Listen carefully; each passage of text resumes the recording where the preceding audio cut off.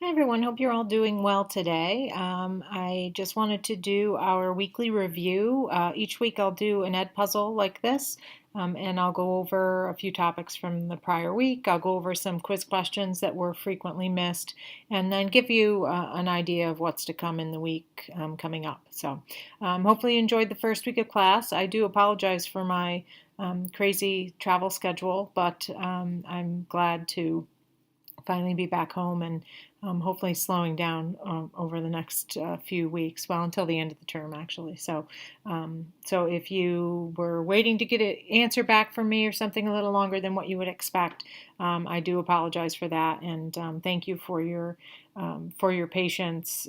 Over the last 2 weeks, we've been doing. We had some conference work right before the term started, but then my son's hockey team made it to the NCAA tournament, the team that he works for. So that was very exciting, and we got to go to Madison this past weekend and take part in the NCAA festivities. So that was really cool. But they unfortunately lost, which was expected. They were playing the number one seed. But they had a great season. Very proud of his work with the team and of the team itself. So anyway, let's talk a little bit about. Actually, first I'm going to go into the classroom here and just talk a little bit about what we went over last week briefly. So I won't rehash all of what we did, but hopefully everyone found the Flipgrid to be interesting and helpful. I encourage you, those who haven't used it before, try to use the Flipgrid. Don't necessarily write a script and read it. The purpose of the Flipgrid is to get away from that formality. So what I'm really looking for in the Flipgrid discussions are just that, discussions. Obviously, you can work from notes. That's not a problem. But avoid writing a script and just reading it, because then it's really no different than having a discussion board post. And the purpose of this is to kind of engage more in conversation on these topics. And that'll become easier, especially when we get into the ethics topics. They can really generate a lot of discussion. So hopefully you got a little bit of a basis. I know that most of you have taken classes in the past, be it HSAM 1275 or one of the 2300, 2350, whichever class the law stuff is in, or perhaps prior to those courses being implemented, you may have taken some of our other courses that had some bits of the law in them. So our point here is to really dig into it in a deeper level. So if some of that was probably review for you, and if so, I apologize, but repetition is the key to learning. So every time we learn about this and go a little more in depth, that can really help our overall learning. Hopefully you also understood where we were going with the Flipgrid discussion question, because it is this is when we really need to start thinking about the intersection between law and ethics.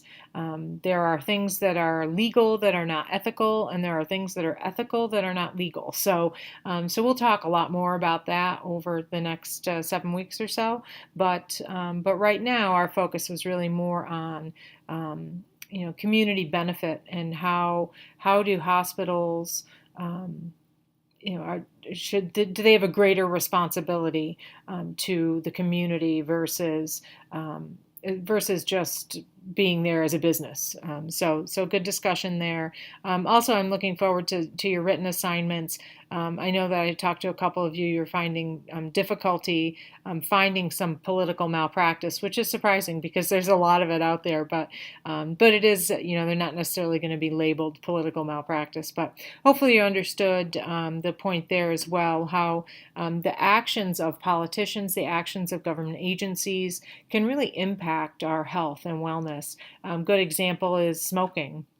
For years and years and years, the government knew that it wasn't particularly healthful for people to smoke. And on the flip side, obviously the businesses involved, the tobacco industry, et cetera, they knew long before it was made, that data was made obvious to the public or to the government.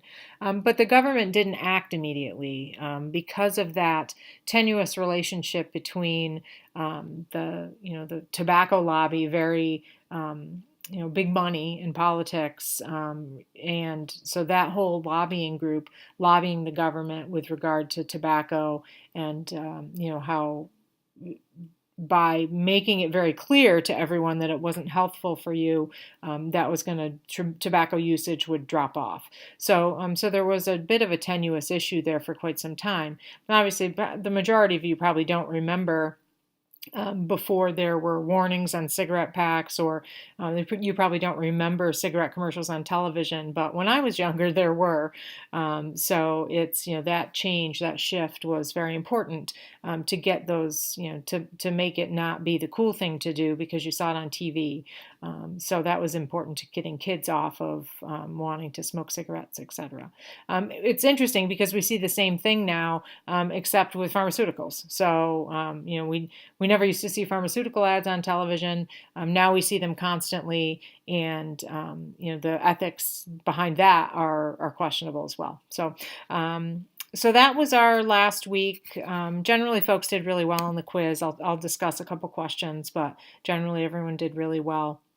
This week, I think, is an interesting section, but I'm kind of a legal nerd, so I like the law stuff. So we're going to talk about torts, tort reform, negligence, professional conduct, etc. So really interesting case from that perspective that we'll look at is a nurse that is being prosecuted for, I think, involuntary manslaughter due to a medication error. So really scary to think that that could be something, think about a surgeon who makes a mistake during surgery and kills a patient.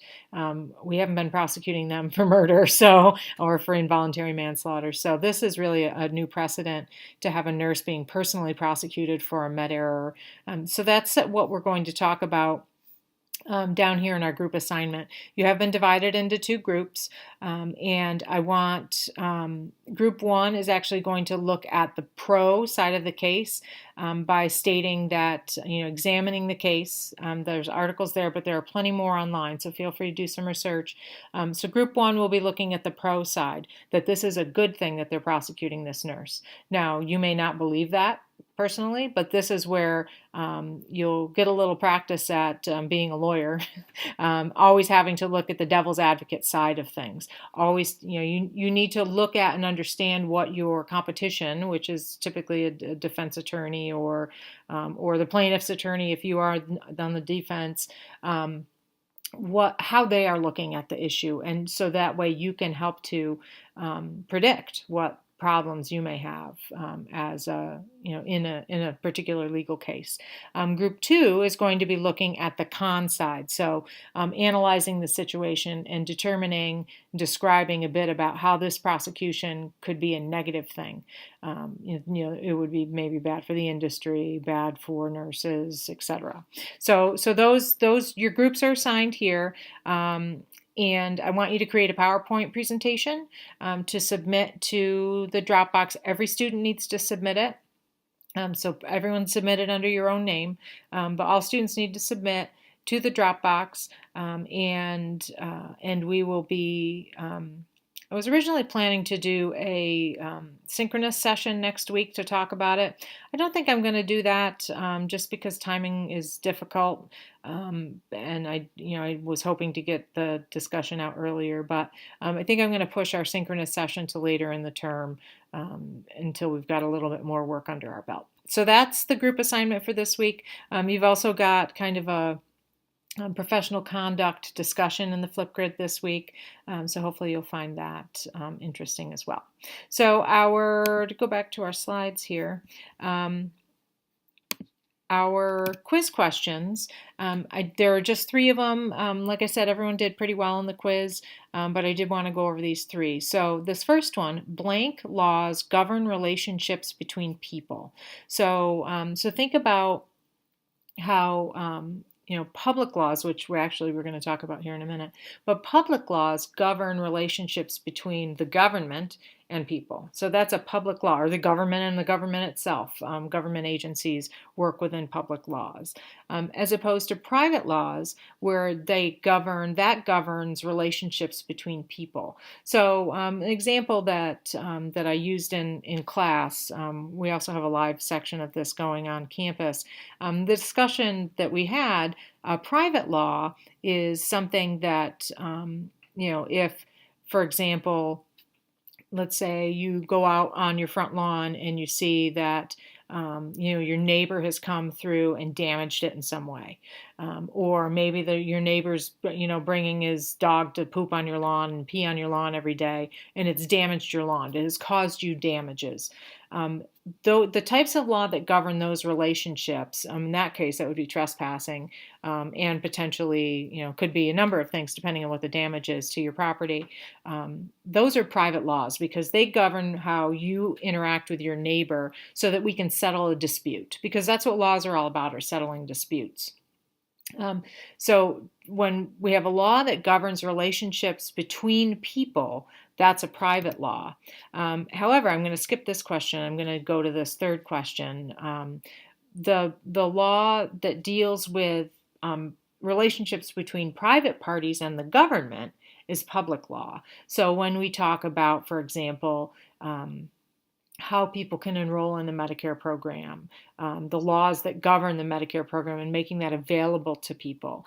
That is the relationship between a private party and the government.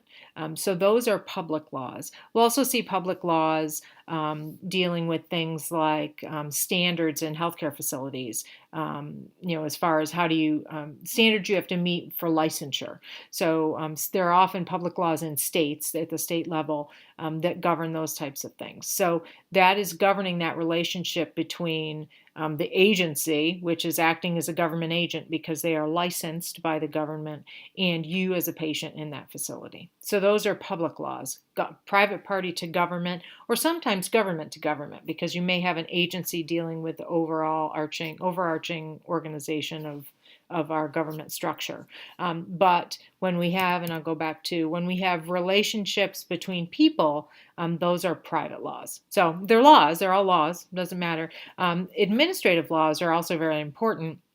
And there wasn't a question that folks missed particularly on this one, but administrative laws are when, a good example is HIPAA. People are very familiar with HIPAA, so it's easy to use this example. The law, the Health Insurance Portability and Accountability Act. Haven't had enough Diet Coke yet today. So HIPAA, Health Insurance Portability and Accountability Act, was passed in 1996. But when most of us think of HIPAA, we think of privacy regulations and security regulations. So the law was written and passed through the government structure of Congress, House, President signing, 1996. In 2003 was when we saw an administrative law, which is what we typically refer to as regulations. We saw regulations come out that were secondary to the direction in HIPAA. So in 1996, there was a section of HIPAA that said, hey, you, Department of Health and Human Services, you are responsible for writing regulations and getting that approved through the regulatory process, which is where they'll put out a proposed rule. It'll be reviewed by the public for X number of days, and then they'll put out a final rule in response to that. So that's the regulatory process. Regulations of that nature are known as administrative law because they're not made through the normal House, Congress, or House, Senate signing by the president function. They're made by an administrative agency with input from the public. Just like we should have input in any law through our lawmakers, but those are considered administrative laws. They are laws all the same, but they're not statutes. They're regulations. So hopefully that makes sense. The other question that I wanted to talk about is this ethics committee, and these can get confusing, so I understand why folks may have been confused. So the blank is an independent, nonpartisan office governed by a board comprised of private citizens that provides more public review and insight into the ethical conduct of members of the House of Representatives. So when we're talking about these committees, say House of Representatives Committee on Ethics or the Senate Select Committee on Ethics, these are committees made up of congressmen and senators. But who's watching the congressmen and senators? Well, in the case of the House of Representatives, the Office of Congressional Ethics is responsible for observing the activities of the sorry, got slightly distracted there, observing the activities of the House of Representatives and their actions. So if there was a congressman or someone that had some questionable activity, this ethics board may take a look at that. Maybe they're accepting money from people they shouldn't be. Maybe they're using their influence, being an influence peddler. Maybe they're committing political malpractice. So lots of things that they'll look at, but that's the role of that ethics committee. We already talked about that one. Okay, sorry about that. My husband has a knack for texting me every time I'm writing or doing a video. So in any case, that's all we had for this week. If you have any questions on your activities for this week or any remaining questions on the quiz from last week, please just let me know. But otherwise, I'm looking forward to working with everyone in the discussions this week. Thanks.